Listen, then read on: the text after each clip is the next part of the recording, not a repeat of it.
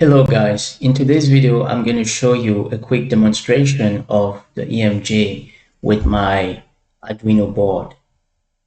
So let's get started.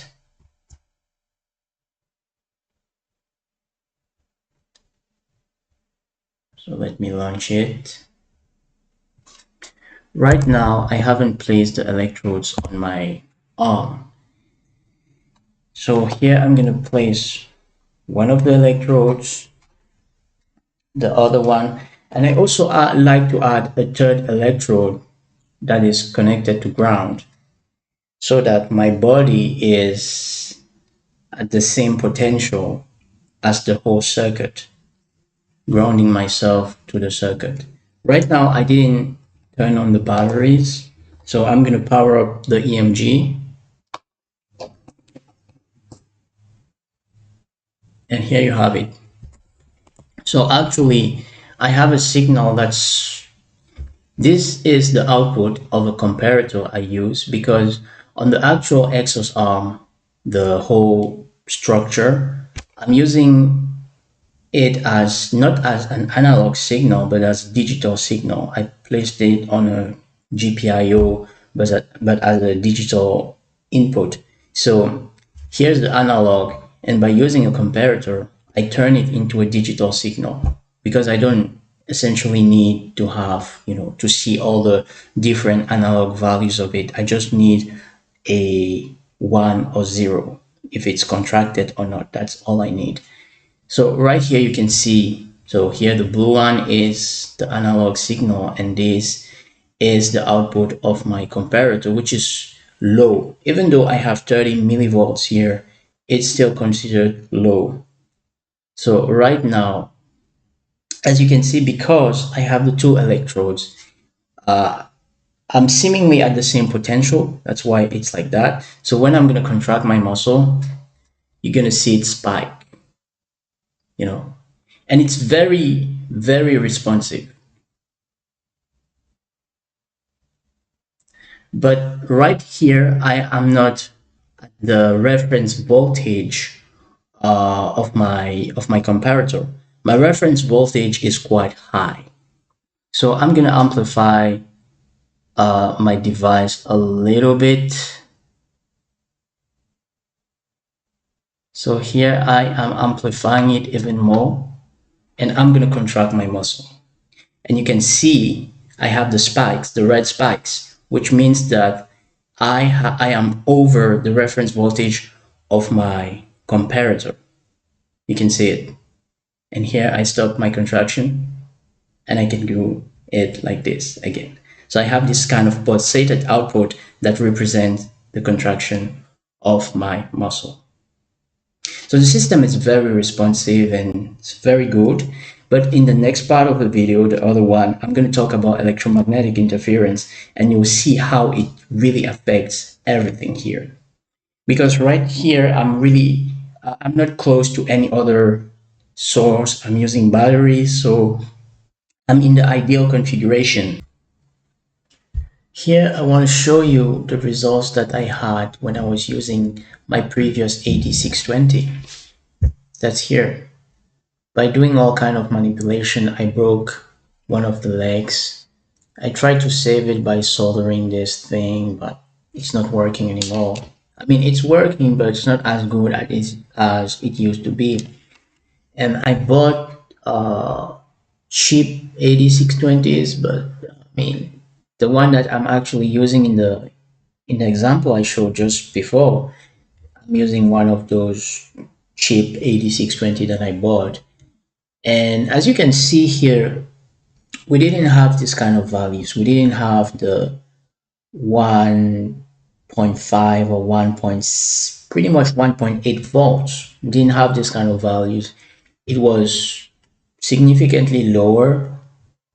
And I think for testing, it's a good thing, actually, to not have the best components that you could have, because you're placing yourself in the worst case scenario, and things can only go up from there, So I think it's a good thing.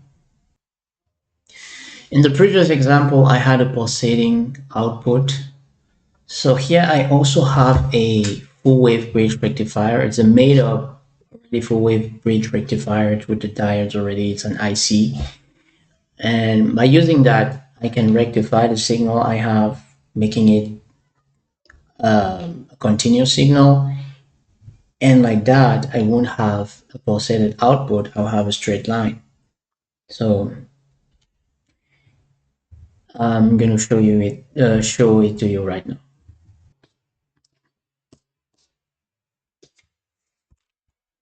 So the green one is still our comparator at low level, 30 millivolts. And we have pretty much zero because I'm not contracting. Here I'm contracting my muscle a little bit. The blue one is the analog signal, the, the regular signal, the somewhat alternative current signal. You can still see it. And there is this red line here, which is the full wave bridge rectifier. Now, when you have diodes, you have to overcome the forward voltage of a diode. And our values is still low, so that's the reason why we don't have anything. So I'm going to amplify that a little bit more, going to the maximum level, and I'm going to contract. And you can see the output of a comparator, the green one, is constantly up. Oh, excuse me. You can see it's always constantly up here, and here is our full wave bridge rectifier. So this, the red one, is the rectified form of the blue one. And you can see that there is this voltage drop coming from the diodes. So here I'm going to stop contracting my muscle, and everything goes down to zero. And when I start contracting my muscle again, we have a straight line. So you can, with a full wave bridge rectifier, go from an alternative current to DC current.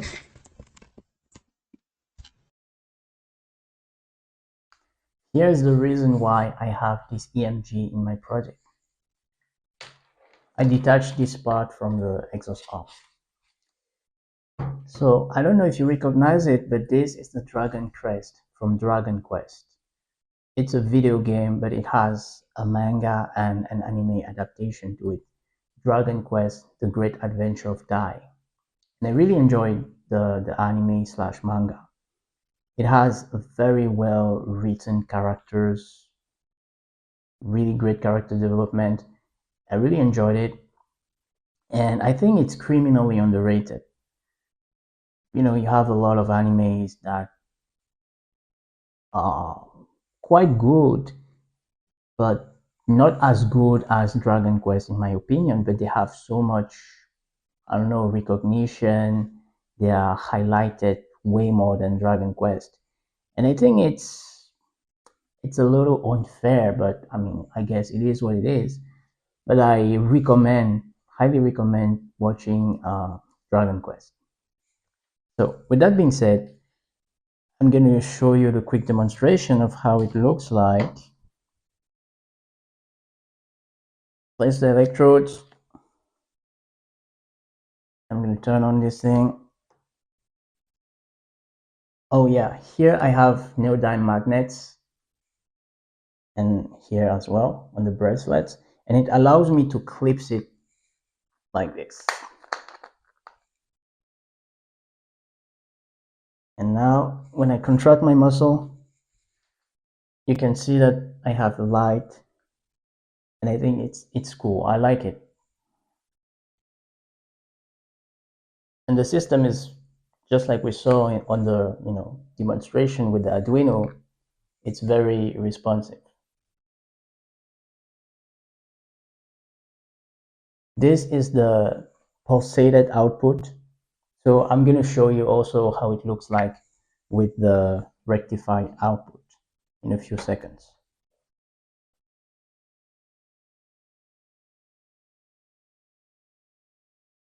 So this is going to be the rectified output demonstration.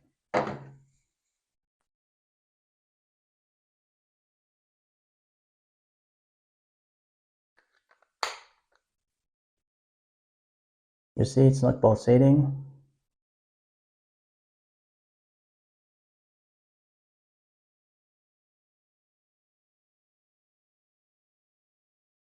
But as you can see, there is a slight delay between the moment I relax my muscle and the LED turns off. That's because I have the smoothing capacitor at the output of the rectifier that creates a slight delay. But it's not that much of a delay. It's still acceptable. And that's cool as well. So in the next video, I'm going to talk about electromagnetic interference. And it's also going to be really fun to see how our surrounding affects the quality of the signal. So stay tuned and see you next time.